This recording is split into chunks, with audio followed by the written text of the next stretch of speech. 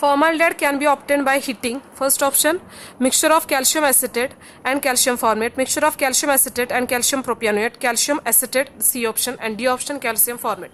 आता इथं जर पाहिलं तर ही रिॲक्शन काय, formaldehyde can be obtain by heating a dry, म्हणजे ही रिॲक्शन ॲक्च्युली ड्राय डिस्टिलेशनची आहे.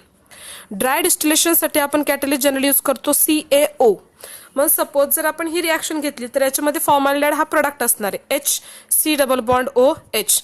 दे आर ऑब्टेन्ड बाय युझिंग, कसा भेटेल आपल्याला, first CaO as a catalyst as well as reagent म्हणून पण ॲक्ट करेल. म्हणजे कोणत्या टाईपमध्ये रिएजंट असेल, that is HC+O, O CaO C+OH.